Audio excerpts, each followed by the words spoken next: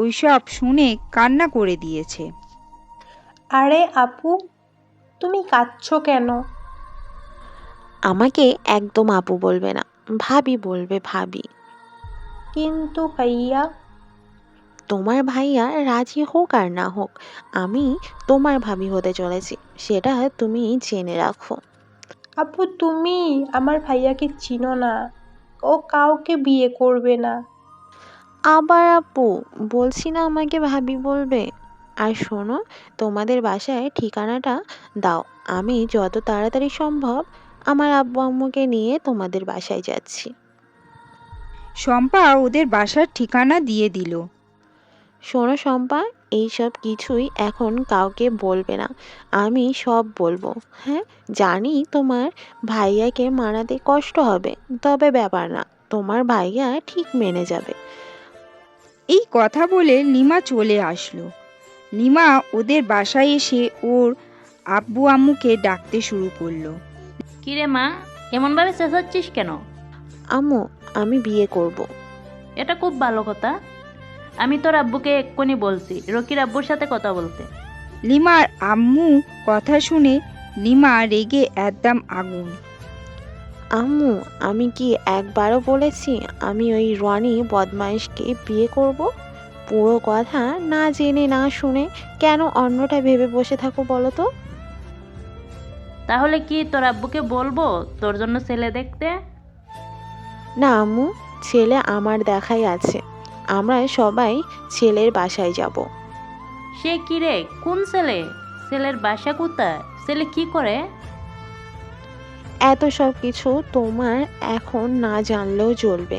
আপাতত চলো আমরা ছেলের বাসায় থেকে ঘুরে আসি। আর আম্মু শোনো, তোমার আর আব্বুর ছেলে পছন্দ হোক আর না হোক, আমি কিন্তু এই ছেলেকেই বিয়ে করব। তাহলে আমাদের যাওয়ার দরকার কি? আর ছেলে দেখারই বা দরকার কি? তুই নিজেই তো সব ঠিক করে ফেলছিস, এখন বিয়েটা তুই নিজেই করে নে। আরে আম্মু, তুমি রাগ করছো কেন?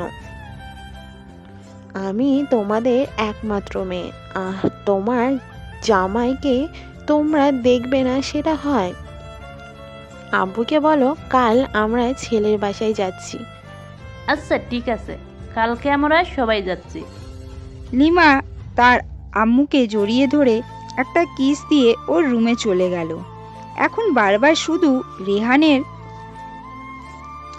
এখন বারবার শুধু রোহানের কথাই মনে পড়ছে। এদিকে দেখতে লিমা রোহনকে অনেক ভালোবেসেই ফেলেছে। সেদিন রাতে রিমা আর ঘুমোতে পারল না। পরের দিন দুপুরবেলায় লিমা ও ওর আব্বু আম্মু রোহানদের বাসায় গেল। কলিং বেল চাপতেই শম্পা এসে দরজা খুলে দিল। আরে আপু, তোমরা? আমি তো ভেবেই পারছি না তুমি সত্যি সত্যি আমাদের বাসায় আসবে। আমি তো ভেবে নিয়েছিলাম তুমি আমার ভাইয়াকে নিয়ে মজা করছো। এখন তোমার ভাবনা পাল্টেছে তো? হ্যাঁ ইয়া, না না ভাবি। এই তো আমার লক্ষ্মী ননদের মতো কথা। যাও গিয়ে তোমার আব্বু আম্মুকে ডেকে নিয়ে আসো। শম্পা লিমাদের বসতে দিয়ে রোহানের আব্বু আম্মুকে ডাকতে চলে গেল। কিছুক্ষণ পর রোহানের আব্বু আম্মু আসলো। লিমা গিয়ে তাদের সালাম করলো। আরে থাক থাক মা, সালাম লাগবে না। লিমার আম্মু বললেন, হ্যাঁ, তা যার জন্য আসা। আপনার ছেলে আর আমার মেয়ে 4 হাত এক করে দিতে চাই। আসলে আমরা আপনার ছেলেকে দেখিনি। আমাদের মেয়ে আপনার ছেলেকে দেখে পছন্দ করেছে। আপনারা কি আমার ছেলের সম্পর্কে কিছু বিস্তারিত জানেন? আব্বু, ওনারা না জানলেও চলবে, আমি আপনার ছেলেকে নিয়ে সংসার করব, ওনারা না। মেয়ের এমন কথা শুনে লিমার আব্বু আম্মু আর কিছু বলতে চেয়েও আর কিছু বলতে পারল না। কিন্তু সবকিছু জেনে একটা ডিসিশন নেওয়ার দরকার, যাতে করে পরে কোনো ফ্যামিলি বলতে না পারে আমরা কিছু লুকিয়েছি তাদের কাছে। হ্যাঁ, সেটাই ভালো হবে। বলুন ছেলের সম্পর্কে। আসলে আমার ছেলে কথা বলতে পারে না। এমনিতে সব ঠিক আছে, শুধু চুপচাপ থাকে একটু। আব্বুর কাছে এমন কথা শুনে লিমার আব্বু আম্মু কাশি দিয়ে উঠল। আচ্ছা, আমরা তাহলে আজকে যাই। বাসায় গিয়ে আমাদের সিদ্ধান্তের কথা আপনাদের জানিয়ে দিব। তারা আর বেশিক্ষণ দেরি না করে চলে গেল। ধুর, অপমানিত হওয়া। আর চম্পা, তোর কি আক্কেল জ্ঞান কিছুই নেই? কোথাকার কোন মেয়ে এসে তোকে কি বললো আর তুই? ধুর। আর শোন চম্পা, এরপর থেকে কেউ কিছু জিজ্ঞাসা করলে বলবি রোহান বিবাহিত, আর ওর সংসার আছে। ও নিজের মতো করে ওর সংসার সাজিয়ে নিয়েছে। আর রোহান এখন কোথায় রে? ভাইয়া তো একটু আগে বাইরে চলে গেছে।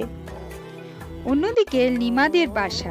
লিমা, তুই কি কোনো ছেলে খুঁজে পেলি না বিয়ে করার মতো? এমন একটা ছেলেকে তুই পছন্দ করলি যে কিনা কথা বলতে পারে না। আমি এত কিছু শুনতে চাই না। আমি রোহানকে বিয়ে করব। এটাই আমার শেষ কথা। কিন্তু মা, ওই ছেলেকে বিয়ে করলে তোর জীবন বরবাদ হয়ে যাবে। বরবাদ নয়, আমার জীবন সুন্দর হয়ে উঠবে। আমার কাছে ছবি আছে, আমি দেখাচ্ছি। সেদিন লিমা যখন রোহানকে দেখেছিল তখন কয়েকটা ছবি তুলে রেখেছিল। এই দেখো রোহান। লিমার আব্বু আম্মু ছবি দেখে বলল, এমনিতে তো সব ঠিক আছে, কিন্তু কথা হলো। উফ, আব্বু আম্মু, এই বিষয়টা মাথা থেকে ঝেড়ে ফেলে দাও তো। ও কথা বলতে পারে না, এতে তো আমারই ভালো হবে আব্বু। জানোই তো সংসারে একটু একটু ঝগড়া লাগে, সেটা আর লাগবে না। একদম শান্তিতে সংসার করতে পারবো। তোমরা প্লিজ আর না করো না। পারলে আমাদের বিয়েটা তাড়াতাড়ি করিয়ে দাও। পরে কিন্তু এটা বলতে পারবি না যে আমরা কেন তোকে আটকাইনি। তোর জীবন আমাদের জন্য নষ্ট হয়ে গেছে। না আব্বু, এই কথা কোনো দিন তোমাদের শুনতে হবে না, সেটা আমি তোমাদের বলছি। তাহলে আমার কোনো আপত্তি নেই। ছেলে দেখতে শুনতে ভালো, ফ্যামিলিটাও ভালো। পরের দিন আবার লিমা ও ওর আব্বু আম্মু রোহনদের বাড়িতে। আজ রোহান বাসায় ছিল। যখন বিয়ে নিয়ে কথা হচ্ছে, রোহান চুপচাপ সব শুনছে। অনেক ভেবে দেখলাম আর আমরা সিদ্ধান্ত নিলাম ওদের 4 হাত এক করে দেওয়া যাক। হ্যাঁ, আমরাও ভাবছি আপনার মেয়ে অনেক লক্ষ্মী। আর আমাদের মেয়ে আছে, আর কয়দিন পর তো শ্বশুর বাড়ি চলে যাবে। আব্বু, তুমি আমাকে পর করে দিতে চাচ্ছ? ব্যাপার সেটা না, মেয়েদের আসল ঠিকানা তো শ্বশুর বাড়ি। বাবা মা যতই আগলে রাখুক, একদিন শ্বশুর বাড়ি যেতেই হয়। আমি রোহানের সাথে আলাদা করে একটু কথা বলতে চাই। লিমা রোহানকে নিয়ে চলে গেল। রোহানও মনে হয় এটাই চাইছিল, তাই লিমার সাথে চলে গেল আর ছাদে গেল দুজনেই। আচ্ছা, আমাকে তোমার কেমন লেগেছে? রোহান কোনো উত্তর দিচ্ছে না। ওহ, তুমি তো আবার কথা বলতে পারো না। আমি বলছি, শোনো, জুলি তো আর বেঁচে নেই। জুলির স্মৃতি নিয়ে আর কতদিন বাঁচবে বলো? আর তার থেকে ভালো তুমি জুলিকে ভুলে যাও, জুলির জায়গাটা আমাকে দাও, তোমাকে অনেক সুখে রাখবো।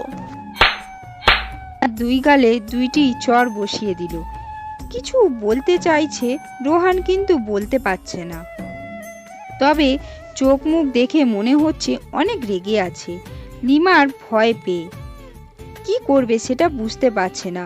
কিন্তু কি হলো, লিমার মাথায় একটা দুষ্টু বুদ্ধি ভর করল।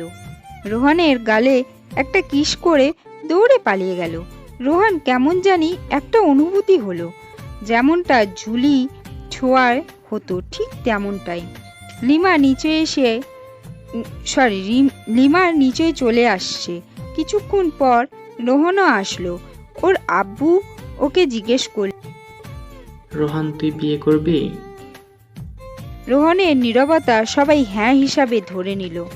রোহন একটা ঘোরের মধ্যে আছে। লিমা ছোঁয়ায় জুলিকে অনুভব করতে পারছে। পরবর্তী পার্ট খুব শীঘ্রই আসছে। যদি গল্পটি ভালো লাগে থাকে তাহলে লাইক, কমেন্ট আর শেয়ার করে দেবেন। ধন্যবাদ।